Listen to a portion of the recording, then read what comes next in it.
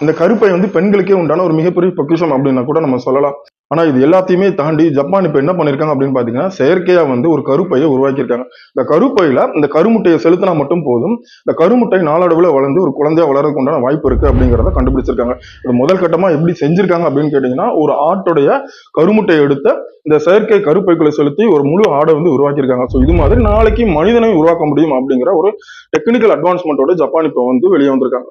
என்னதான் டெக்னிக்கல் அட்வான்ஸ்மெண்டா இருந்தாலும் உலக நாடுகள் என்ன சொல்றாங்க அப்படின்னு கேட்டீங்கன்னா, ஜப்பான் வந்து இதை சரியான முறையில வந்து பயன்படுத்துவாங்களாங்கிறது தெரியாது.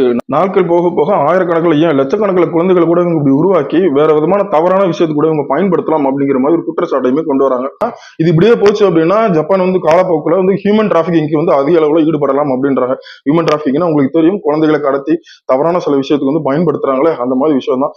ஜப்பான் நாளடைவில் இப்படி செய்யறதுக்கு உண்டான வாய்ப்புகள் இருக்கு. அதோட ஏன் இந்த மாதிரி குழந்தைகளை உருவாக்கி நாடளவில் இவங்க குழந்தைகள் வளர்ந்ததுக்கு அப்புறம் ட்ரைனிங் கொடுத்து தீவிரவாதத்துக்கு கூட இவங்க பயன்படுத்தலாம், ரோபோட்டுக்கு பதிலாக இந்த மனிதர்கள் கூட இவங்க பயன்படுத்தலாம் அப்படிங்கிற ஒரு குற்றச்சாட்டுமே உலக நாடுகள் வைக்கிறாங்க.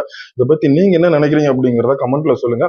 நம்ம சேனலுக்கு நீங்க புதுசான சேனலை சப்ஸ்கிரைப் பண்ணிக்கோங்க. மறுபடியும் இன்னொரு தகவலோட உங்களுக்கு சூப்பரா சந்திக்கிறேன். அதுவரை நன்றி, வணக்கம்.